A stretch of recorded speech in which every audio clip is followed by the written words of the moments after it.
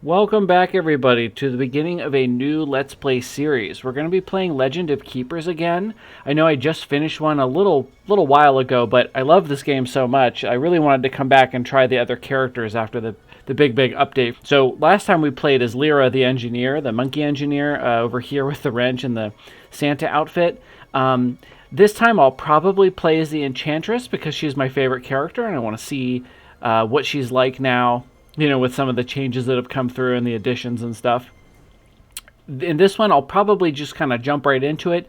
If you want an introduction to the game, then I'll put a link in the description to my episode 0 from my first playthrough where I played as Lyra, and I talked about all of the mechanics in the game, and I went through, you know, how all the monsters work, setting up dungeons, the traps, the spells, the events, and the resources, and all of that good stuff. So if you want an introduction to the game, go ahead and check out that episode 0 from my first playthrough. Otherwise, we're going to jump right into it.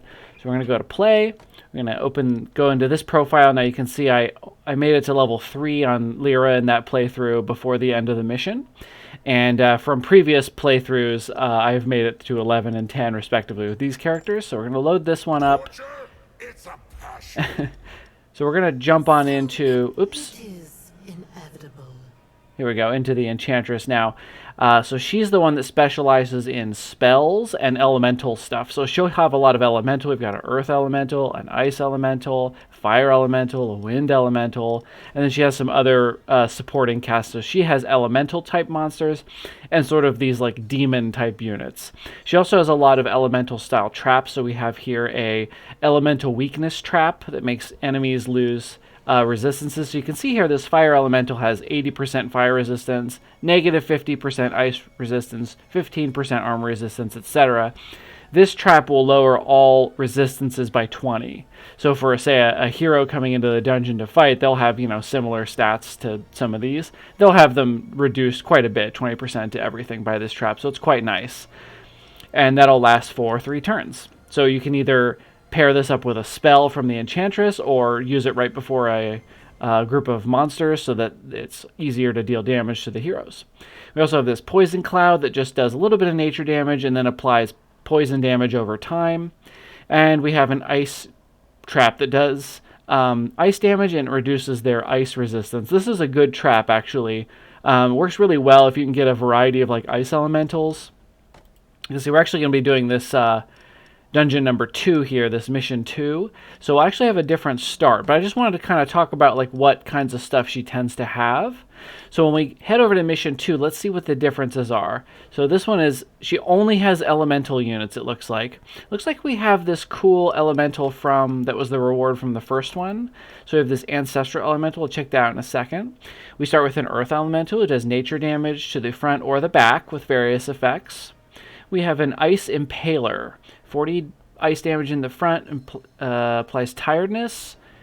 Passive, gains 5 power per stack of thorns the ice impaler is benefiting from. Gains 2 thorns if the target's ice resistance is negative. Okay, interesting. We have a ice elemental, fire elemental, ice elemental, and then we have this ancestral elemental. This is a starred monster, which means it's like it's not unique, but it's more powerful. It's like a rarer monster. So this one has pretty decent resistances, just bad nature resistance. Does an AoE air damage that applies air weakness and does extra damage if the target's affected by burn. It has an area fire damage, deals extra damage if they're affected by frostbite. And it has an area ice damage that deals extra damage if their air resistance is negative. Okay, so this elemental pairs well with basically any other elemental. That's really cool. Yeah, that's really cool. That's a cool monster. And 125 health is pretty good. 5 motivation, 60 power, 50 speed is pretty good. These elementals tend to be a little bit slow, to be honest. Yeah, okay, so what are our traps? We have a furnace that does fire, a little tiny bit of fire damage, and 2 stacks of burn. That's not a lot, actually. We have Pandora's Box, does morale damage, and stacks of all penalties applied to heroes increased by 2. Interesting trap idea. Polar Portal, ice damage, and frostbite stacks. It looks like we also start with a This may be an artifact. Burning ice, damage dealt by burn and frostbite increased by 50%. Okay. So this would be 7.5% of their life as fire damage twice instead of 5%. That's interesting. That's pretty good. Okay, I like this. I like this a lot. So let's go into her talents, take a look. So I've talked about this in my episode 0, but she has these treants that she gets that help her not only give her some basic minions to help cycle in and out of her dungeons to keep them from getting demotivated, but they also have a lot of nature damage and they synergize with some of her spells and stuff. So we could give our treants more effect stacks, which is really nice because they can really load people up with nature. But for this mission, it looks like we're getting increased fire and ice, burn and frostbite damage. So let's see if there's a way to buff that. Monster and master attacks which apply damage over time effects have a % chance to apply additional effect stack. That's really cool. Grants flamboyant lightning a 20/40% chance to apply burn 3. I don't know if this is a spell or an attack that my character has. Let's take a look. Can we... Here it is. She has... Oh, no, it doesn't show what her attacks are. She has a dryad. Okay. I wish I could see her attacks from here, but I cannot. And then we have stacks of elemental weakness applied by magical brambles increased by 1/2. So that's probably a spell, and this is probably one of her attacks.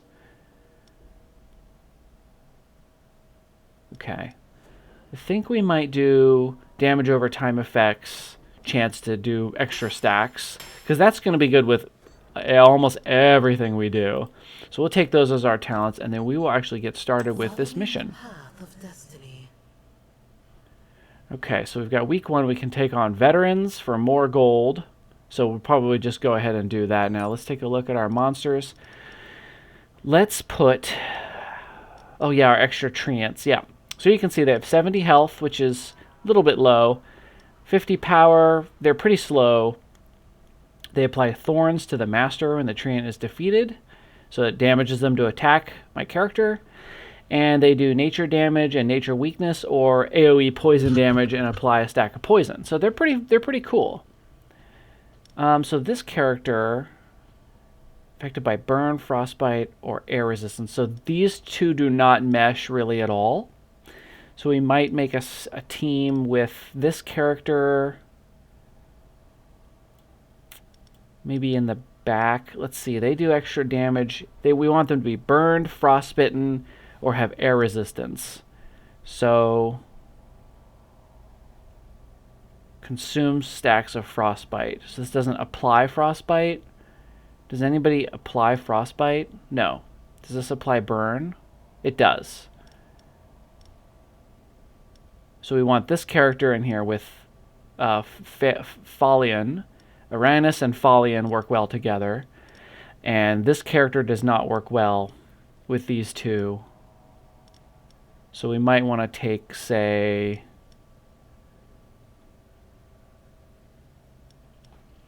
let's take this character here, and then we'll do probably these 3 and then these 3 in our rooms. Now let's take a look. We've got our 3 traps. Yes, excellent. Okay, let's get started with these veterans in the Cursed Temple. Okay, so we're in a cursed temple. This is pretty cursed looking. There's a lot of corpses. This is horrible. So we have a ninja, level 2. Oh, I see. We're starting with level 2s right away. Okay. AoE nature damage applies poison at the start of the fight to the monster with the highest life, and morale loss is reduced. Speed is increased, has an enraged effect that applies at the start of each fight, and just does damage and sunders armor. And we have a elemental weakness. It does fire damage and bounces if they're killed. Okay, so we want... Oh, first room is a trap. Weird. Okay. So if our first group of monsters is nature damage... So this won't help us because they won't have any negatives on them to be increased. So this would just be 10 morale to each hero, which is not much, especially when this guy will only take 5 of that. Furnace will do fire damage. This is probably better to be here. So let's put the portal down. This will do some damage. and set them up for just, a little bit more damage. So we'll confirm that. And then here we want to do... This guy's big. I wonder if this guy skips leg day. Oh, yeah, absolutely. He's never gone to leg day. So the front's going to take fire damage. What did you know? What do you know? I brought a bunch of trees and ice elementals. Whoops. What have I done? It's gonna have to be these two, because yeah, we're gonna struggle. At least this guy's nature is bad. Let's get him out of there. Yeah, that'll be fine. And then we got our spell that we'll pick. Now let's take a look at her spell. So she has a Enchanted Seed. The next group of monsters gains plus 25% life once transformed. So this is, I believe, a one-turn cooldown. So if the monsters survive one turn, they transform into a tree and get more life. It's a very interesting spell that I use a lot because your next monsters each do one thing and then they turn into a tree with max health increase. So they kind of heal back to full, get more health, and become a new monster. So it can really extend the fight quite a bit, which is not good for the heroes. We also have this 50 fire damage and 50 air damage to the character in the back. That's a lot of damage. That could just destroy someone like pretty hard. I mean, that's 100 damage. Now she resists that fairly well, so we're probably not going to do that one. And then we have AoE nature damage that applies elemental weakness. This is probably what we'll do, because we're going to have a lot of elemental damage coming from these different units of various sorts. So we probably want to do that little bit of damage, reduce their resistances, and then we can hurt them a lot more. Especially this guy who's got super high nature resistance. It'd be nice to take that down a notch. Actually, it won't matter because none of these guys are doing nature damage, so that's good. Okay, so let's add the furnace. Oh, cool. It like puts a little... How did they not notice that? Okay, our next group of monsters. So again, we're going to do physical and fire damage in the front. So here's physical and fire. Pretty good. Looking like we want to put maybe this person in the front. Yeah, I'm liking this. What is this? Gorin. The ice impaler. It's like a ice hedgehog. Oh, look at this guy with this twirling different elements. That's really super cool. Never seen this monster before now. I've never used this monster. Okay, cool. I'm waiting for you. All right, we're all set.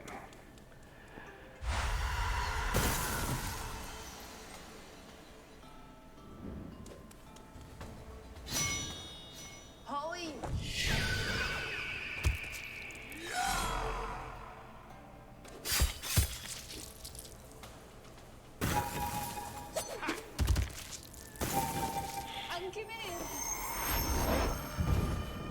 Oh, gosh. Oh, his head fell off. Okay, so we can do poison leaves to everybody, or we can do roots. Let's do poison leaves. Stacking up some poison.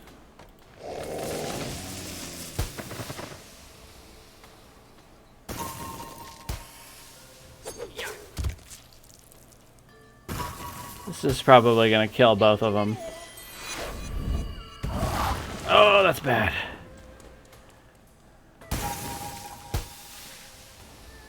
All right, let's hit him with the magical brambles.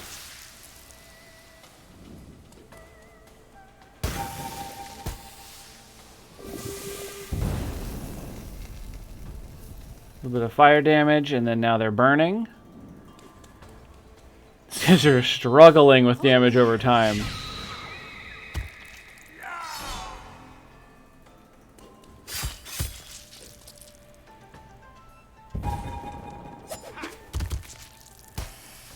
Oh my gosh. I hope he survives this. He should. He got 80% resistance. Okay, excellent. Magma Ball, fire damage in the back and burn, or fire damage to everyone and more burn. I think that one, because we want to keep the stacks up, especially with our bonus to burn and frostbite damage. Okay, and then here's the one we can 18 fire damage applies burn 2. Damage dealt doubled if the target is affected by frostbite, which nobody is, but it could add more stacks of burn. This applies frostbite. Okay, I see. So it actually uses, it kind of like bounces between these attacks. It applies air weakness here, and then you want to hit him with blizzard to apply damage, double damage and frostbite, and then you want to do eruption to apply double damage and burn, and then back to here. Okay, that's really cool. So they're affected by burn, so we could do this one for double damage, or do we want the double burn? Add stacks of fire or do the double damage? The double damage gets them pretty close to death, but I think the burn over time is more valuable, especially if they get to my master. Let's hit him with the eruption.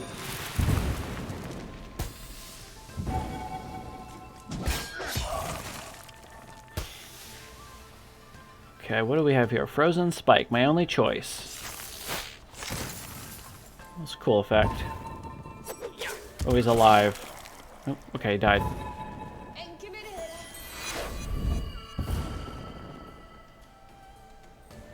And now we hit him with the thunderstorm.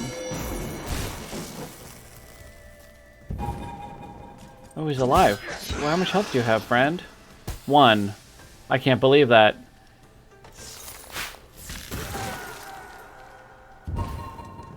Oh my god, how much health? What? 5 health. Wow, that's all 3 of them survive with almost no health.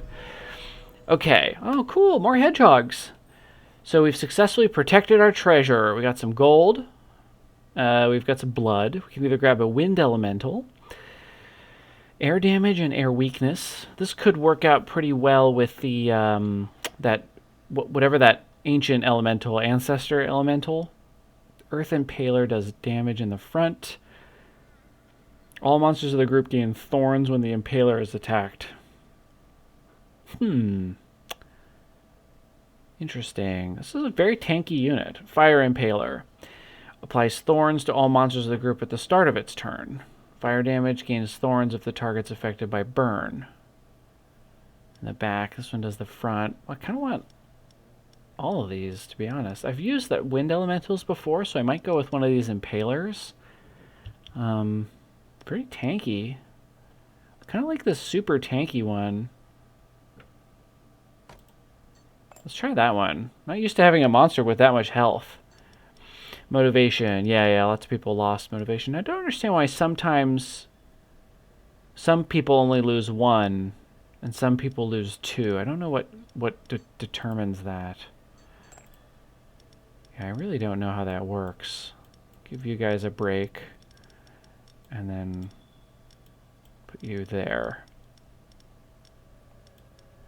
No reason not to give one more character a break. Okay. We could do a workout. We could go to the merchant. Buy a monster or trap, or train my master to be stronger. She only has 750 life, and she heals slowly as well. So we might do... We've got a workout coming up. We have to save enough money for that. We only have 18 blood, so we might have not have enough money to really get a lot of bonuses out of this. So let's check the merchant out. Let's see what we have here. Unstable elemental. Physical damage in an area. Regenerates the unstable elemental's life by 10% of damage dealt per stack of thorns if it is benefiting from. Self. Loses 15% of its maximum life to gain thorns 3. What a strange creature. Let's buy it. And we've got a poisonous plant that applies nature weakness. Yes. And I think we're good there. We've got plenty of extra minions, actually. Looks like we can't afford to do this one now, so let's just do an event.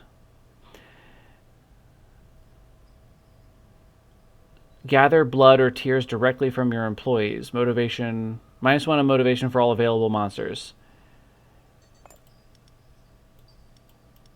And I can't change them now. Okay, tears.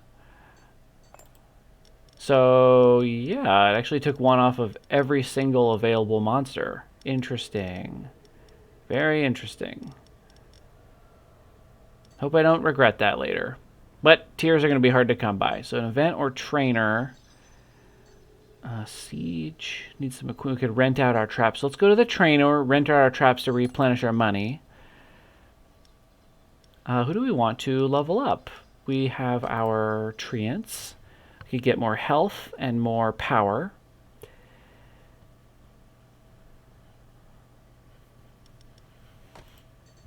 What does it currently do? 15 and 25. So leveling this character up would do... It would only upgrade this skill for some reason? Can upgrade this one. Monsters in the dungeon gain Thorns 2 and the Earth Impaler is defeated. Oh. Well, that's pretty cool. Gets more life, more power, more armor, nature resistance. Very expensive to level that one up, though. So I could level up a 225 and a 100, or a 100 and a 200. But some of these are kind of out, unfortunately. So maybe we'll do...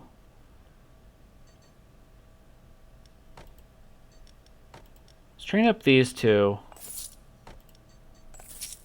So that's what we can afford. And then we'll head into this siege here. As part of its sales strategy, the Dungeons Company would like to requisition some of your equipment. With your help, the sales campaign should only last a few weeks. Of course, you will be recompensed for the rental. We can rent out our furnace for 100 gold. Let's do the most gold one, because I really want money. And veterans, of course. We get an artifact out of that, but less money, but artifacts are cool.